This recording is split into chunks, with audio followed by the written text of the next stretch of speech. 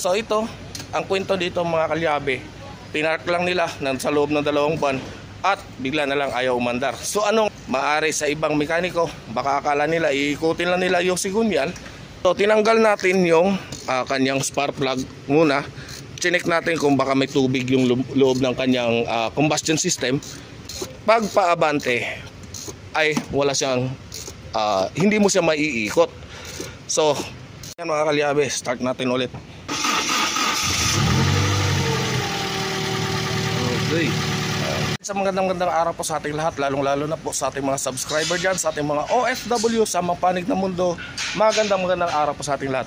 So ngayon mga kalyabe, nandito tayo ngayon sa IPSA Rosario, Cavite. Ayan. So meron tayo ditong ni-rescue yung Toyota Innova. So ito, ang kwento dito mga kalyabe, pinark lang nila sa loob ng 2 buwan at bigla na lang ayaw umandar. So ano nga ba talaga ang naging dahilan? Ayan, so ito mga kalyabe, maaari sa ibang mekaniko, baka akala nila iikutin lang nila yung sigunyal at buong akala nila ay magiging stock up na. So bago po tayo magpatuloy dito, tara ating alamin kung ano nga ba talaga ang naging issue ng Innova na ito. Tara and let's go. Alright mga kalyabe, so ito na nga Innova. So tinanggal natin yung kanyang spark plug muna. Chinek natin kung baka may tubig yung loob ng kanyang combustion system. So wala siyang tubig. So pangalawa, inikot ko sa baba sa kanyang main pulley. Pag paabante ay wala siyang hindi mo siya maiikot.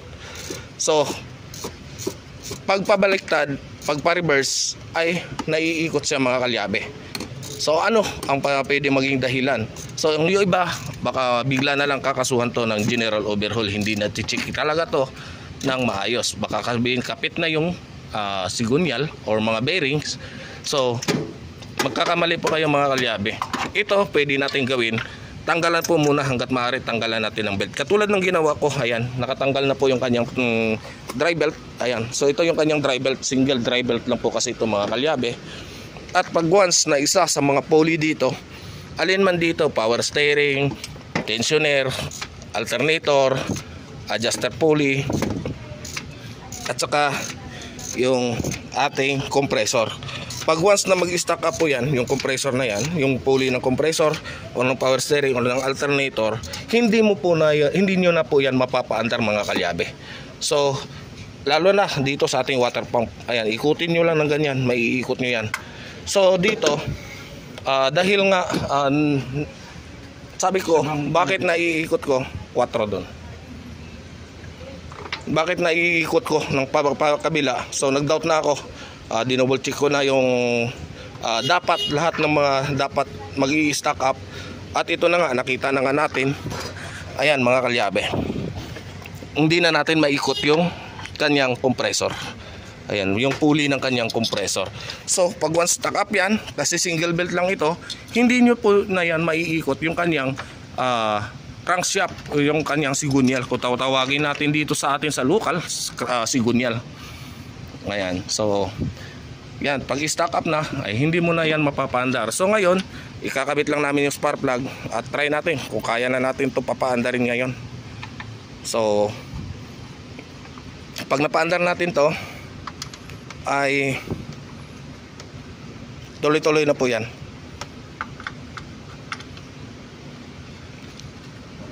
So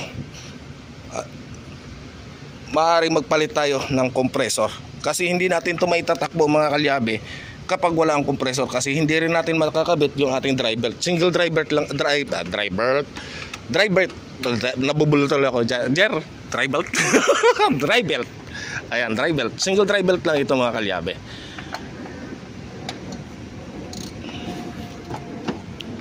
Ayan, so tinawagan tayo at shoutout kay paring Mark Itable. Ayan, kumpare ko, yung may-ari nito si paring Mark Itable, yung kapatid pala ng kumpare ko. Ayan, si Kuya Rico Itable. Ayan, shoutout po sa kanila. Ayan, try mo dyan, start mo kung aandar ba. Kapag umandar, so doon tayo mag go sa second option. natin na magpapalit tayo ng compressor. Okay, start.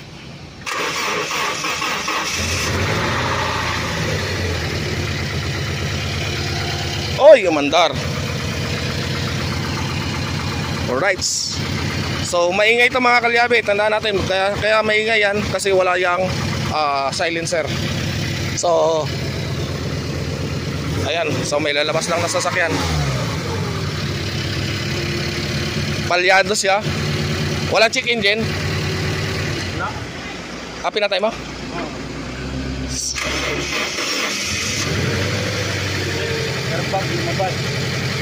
Ayan. So nanginginig yan mga kalyabe. Isa sa dahilan, spark plug. Kailangan papalitan ang spark plug nito. Kaya nanginginig yan kasi yung mga spark plug niyan ay papasted na rin. Ayan. So sige, patay mo muna. Walang belt yan, mag-overheat.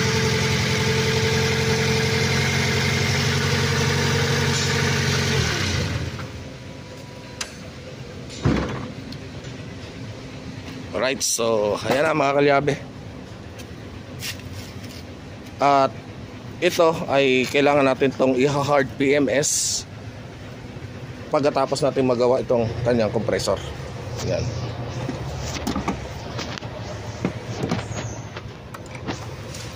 Palitan mo ng bago. Ayan. Right, so papalit tayo ng bagong compressor nito.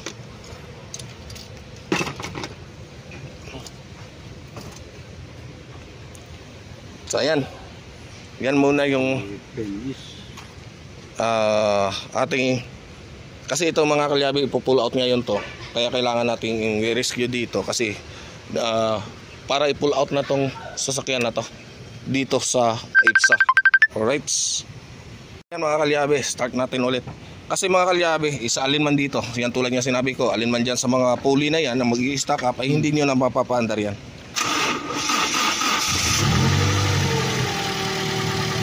Okay.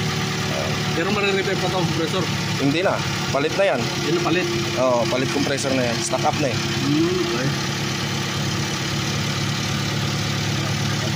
Okay. Patay. Yung butayin, para mag-charge yung battery. Hindi na mag-charge ang battery, walang built yan.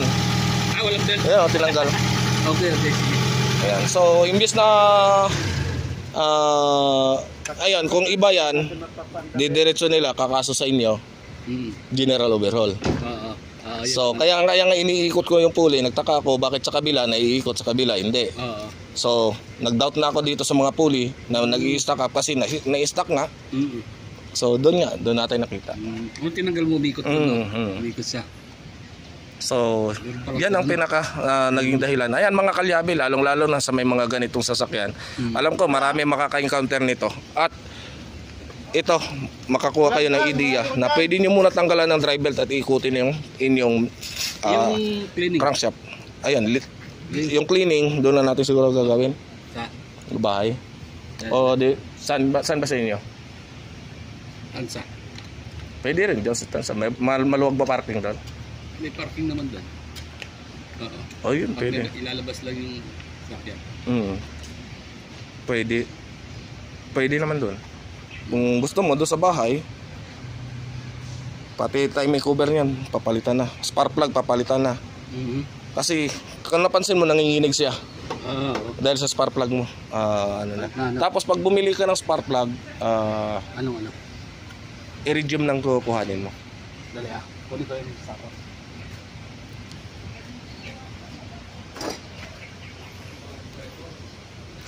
Right, siyan mga kalyabe. Change oil, PMS, linis ng makina.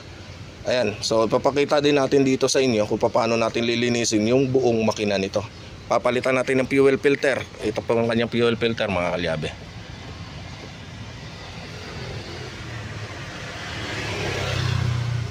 Guys, ayan. Alright mga kalyabe, so ito na, namili na tayo ng spark plug, carbon choke cleaner, air filter. So papalitan na natin. Yung hindi lang natin nabili ay yung kanyang fuel filter dahil walang stock doon ngayon. So ito muna ang ano natin para tumino yung kanyang andar kasi vibrate siya. Nabubulol talaga ako, no? Dahan-dahan lang kasi ginawan to trim mo. Ayan, so nababibrate kasi siya mga kalyabe, kaya palyado yung kanyang ignition coil, yung kanyang spark plug kasi masyado ng puno ng kalawang. So mapapakita ko rin sa inyo mga kalyabe. Ayan, pinapatanggal ko lang kay Daddy Oms. Maganti ka. Maganti ka. Alright. Good vibes lang din. Minsan-minsan. Walang hiya. Para akong inatake ng high blood nito na na-stroke na nabulbulol. Masyado kang Ayan. Easy lang. Huwag mo masyadong Dahan-dahan magsalita. Hindi yung high speed tayo eh. madalit-dalit. Ano ba klaseng vlogger na yan? Puro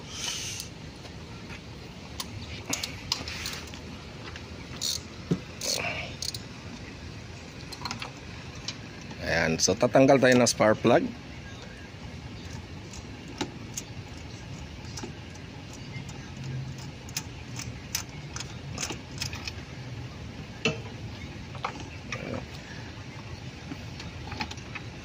Ito yung spark plug na hindi walang plug. Oh, ha? Ayan mga kalyabe. So signage na pabigay na rin yung kanyang spark plug. So sobrang tagal na to.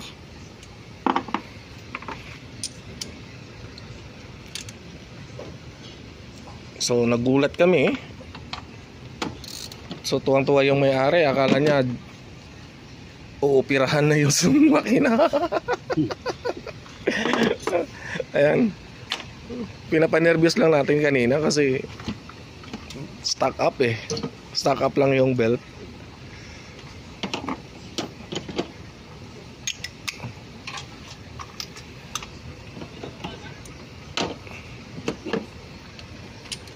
Right, so ito yung ating gagamitin. Ayan, NGK spark plug.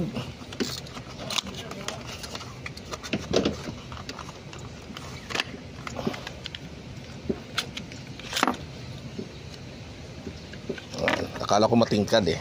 Ayan. So dito nyo nga kalyabe, dito nyo malalaman kung pag fake or hindi. Kapag masyadong matingkad yung kulay, yun fake po yun. Yan. Note lang mga kalyabe ha, kasi maraming imitation ngayon ng NGK spark plug.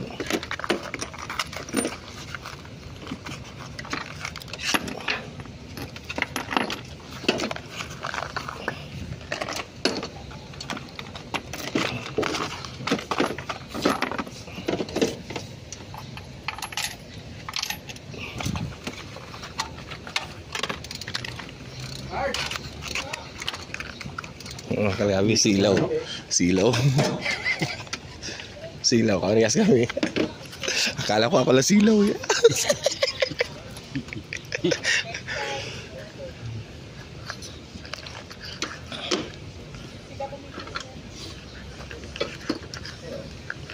May araw. Yun, araw. Oh.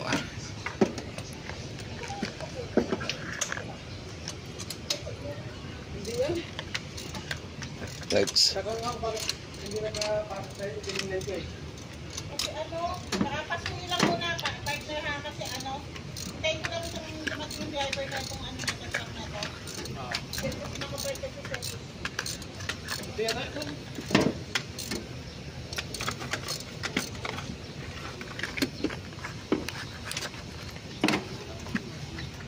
Alright mga kalyabe, so ito yung kanyang mga spark plug. Puro na kalawang na. Ayan, ito signage na mahina na yung itim na. So mahina na yung buga ng kuryente.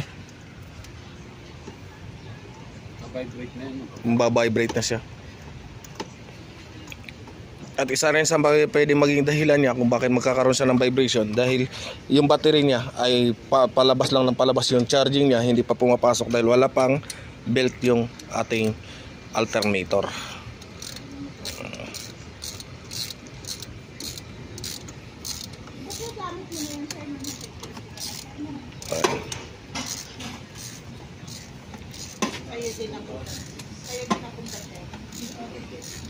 Ayan, at shoutout nga din po pala dito sa mga guard ng Isomitic.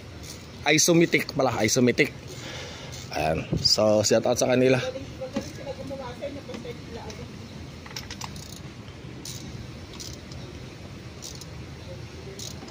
Akala ko kanina, Isomitic pala. Walang hiya talaga. Isumitek talaga yung ano sa kanya. Bakit? Isomitic. Pero ang bigkas pronunciation niya ay Isomitic. Hindi, isumitek. Isomitic talaga. Kasi pag English kasi ay, di ba? Kaya pero ang talagang pronunciation niya dito sa company is isumitek. Isomitic. So tama palang pronunciation ko kanina ng Isomitic. Ayun. Kasi ang bigkas kasi nila sa labas ay sa Isomitic ka. Ayusin niyo naman magturo sa akin ng pangalan. Mapapagalitan ako ng may-ari. Ayan. So ayan mga kalyabe, kinakabit lang yung spark plug. At mamaya konti ay papalitan din natin yung kanyang air cleaner. So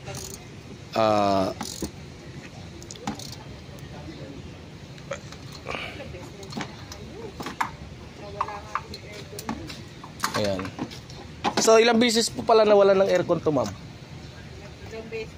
Pinaayos po yan, pinaayos na start, tapos biglang nawala yung aircon niya. Kaya na-stuck dito, hindi na nagamit. So yung, kasi ang dami kasi nag-expect dito. Actually, pag hindi mo kabisado to, masasabi mo talaga na magkaroon ng problema sa makina. So dito, nakita natin kaagad, kung napansin nyo, hindi ako nag-direct na ipapato. Nagulat nga ako, nag-start kagad eh. Kasi yun may nag-check dito nung nakaraan. Nilagyan nila ng battery, ayaw daw mag-start. Wala daw pumapasok na kuryente. So, kasi marami kasi pwedeng maging cause niya na kung bakit hindi mo mapapaandar. Maring kamapit lang yung pulley. Ayan. So, ito mga kalyabe, ang dami na palang tumingin. Buti na lang. Nasilaw sa kalbo ko na naaninag ka agad.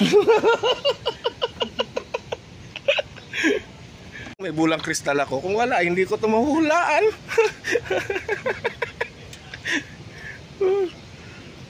Ayan, so ay mga kalyabe, nang dahil sa bulang kristal, nahulaan natin kaagad yung problema at hindi na natin maibaba ang makina. Di ba?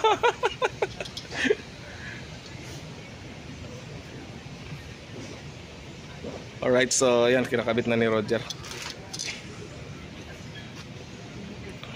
Alright, so mga kalyabe, so kumbaga ito yung pinakabaga ng ating sasakyan, barado na, kumbaga may TV na to. Ayan, may TV na. Ayan, ito yung ating bago. Ayan, so ito yung may TV. Ayan, wala. Ayan, ito nadala na sa TV dot. Kaya maluwag ng hinga nito. Ayan, hinihika na yun eh. Ayan. So ito mga kalyabe, bago. Right. There.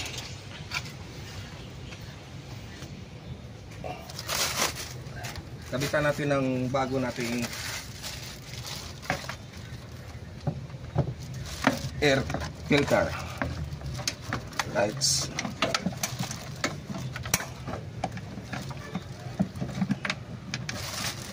Yan, nagkakabit yan. Ayan. Kintab. Makintab yan.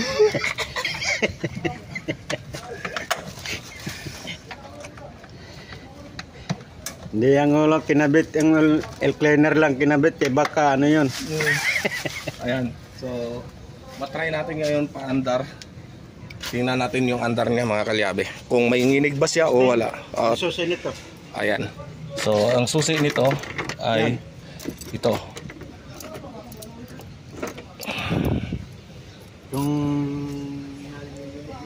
Kung nanginginig-nginig pa ba? Kasi na-malaria to kanina eh.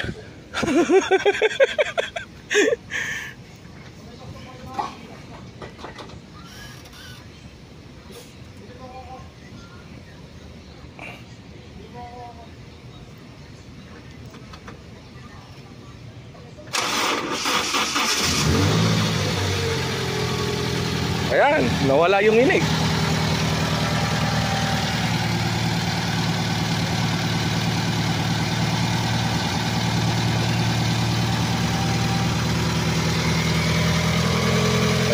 wala nang inig.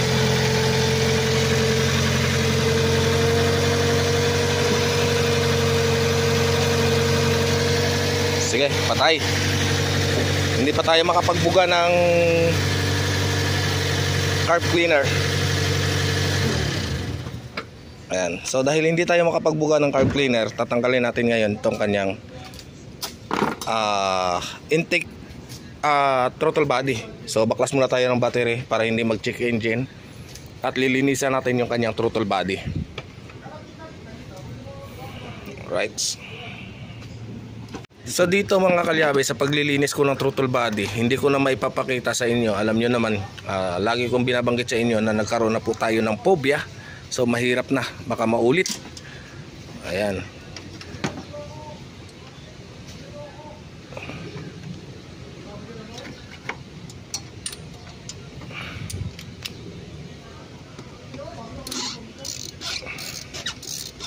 Dalawang G's to dito, kabila. Ay, isa lang. Ito. Tapat.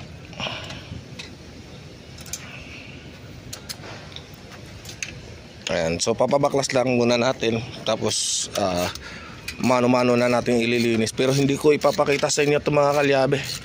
Masyadong highly flammables po yung chemicals na ating gagamitin. So delikado. Cellphone lang kasi ang gamit ko.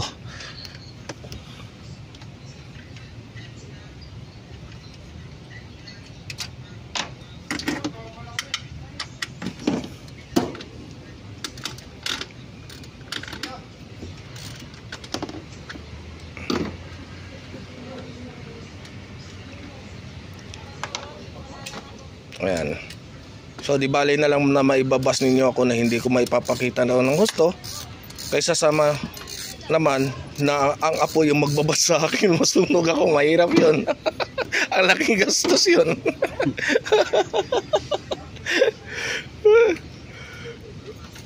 Mahirap magpakakumpiyansa kasi mga kalyabe. So dito kasi wala naman akong naamoy na gasolina, kaya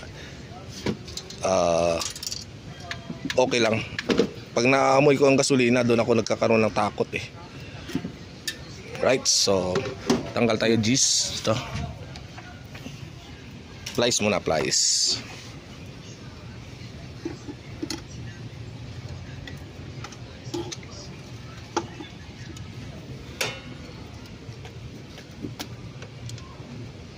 May itim na ba?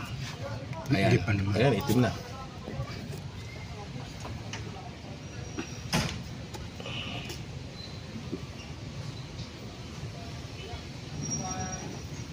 Kasi tanggalin ang hindi madukot.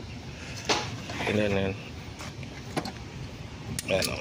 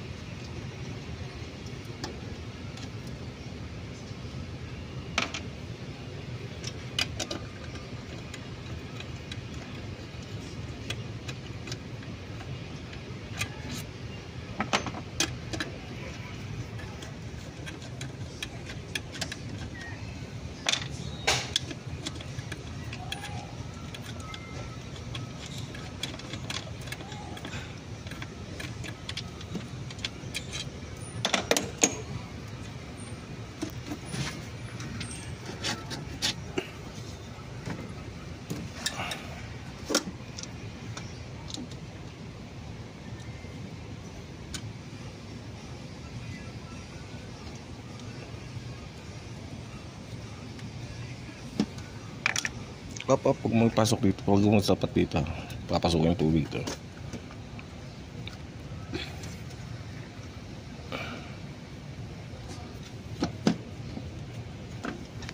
Medyo matigas yan bunutin mga kalyabe kasi kinakalawang yun eh. Yung nga ng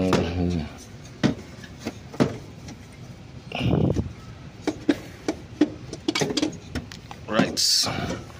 Ayan, tapos ito natatanggal to mga kalyabe. Ayan, susprehan kasi natin tong screen na to. Ayan. So ito mga kalyabe, yan, sobrang itim na. Lilinisin natin. Napapakita ko sa inyo pagkatapos ng linis nito mga kalyabe. Alright mga kalyabe, ayan na, kinakabit na natin yung kanyang throttle body.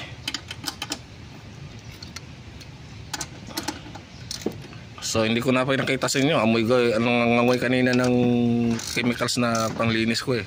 So hindi ko na pinakita para at least malayo tayo sa disgrasya. Naniguro lang ako mga kalyabe.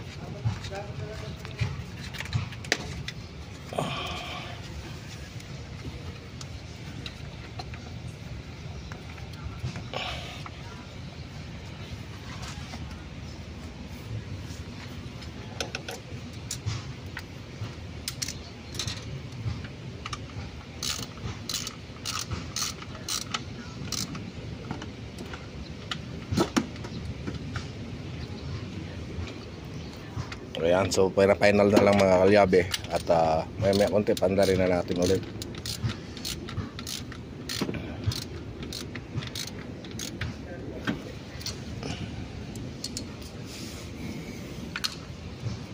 No. Start. Ito pa. Wala na ano yung ano.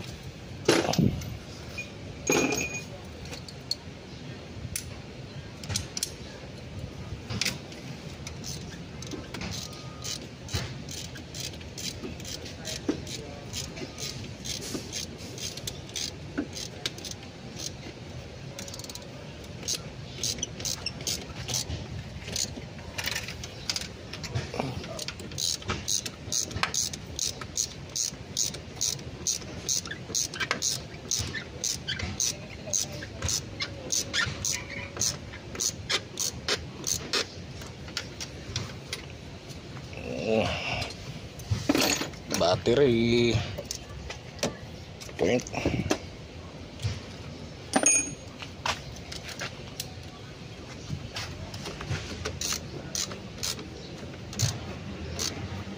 Okay, start. Susi.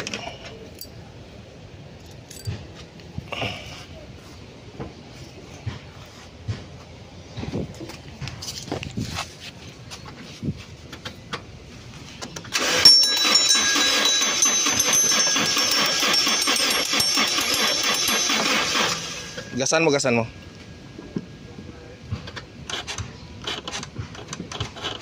Okay, first.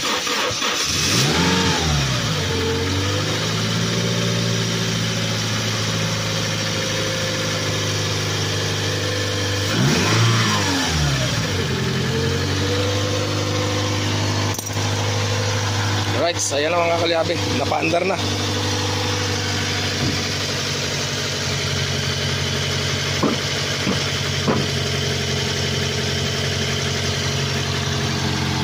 Ayan, so tapos nito mga kalyabe, yung pinaka issue niya talaga is yung compressor, yung kanyang compressor ay stuck up. So papalitan pa natin ng compressor yan mamaya. Antay lang natin yung budget talaga ng may-ari. Ayan. At shoutout nga po pala dito sa mga trabahante dito sa Isomitic. Ayan. So ayan, papaandar na natin. Right. Ayos, nadali. Oh, buti na lang may bulang kristal ako. Ayan, isa. Ito pa isa mga kalyabe. Yung Nissan Tiana, ito naman ay walang abante, walang atras. So hindi ito marunong magtsatsa. Wala. Hindi marunong magtsatsa itong isa. Kailangan pa yan magawa yung kanyang transmission. Ayan. So tapos na to. At mamaya ay kakabitan pa natin, ayusin pa natin yung aircon nito mga kalyabe para komportable na talaga yung gagamit nitong sasakyan na ito. Right. Mga kalyabe, so ito binaklas na natin yung compressor at yun ang dahilan, sanhi na dahilan pa. Ayan. So yun at dadalhin namin yun para yun ang magiging sample natin yung compressor at matapos natin itong mamaya at para maiuwi na rin. So okay na yung makina nito mga kalyabe. So yung isa na lang problema nito, yung kanyang aircon para maipatakbo na. Kasi hindi natin may patakbo itong mga kalyabe dahil nga single dry belt po yung kanyang belt nito. So kapag walang compressor ay hindi natin makakabit yung kanyang fan belt. Ayan, dry belt. Right, so buti na lang silaw ng ulo ko. Alright.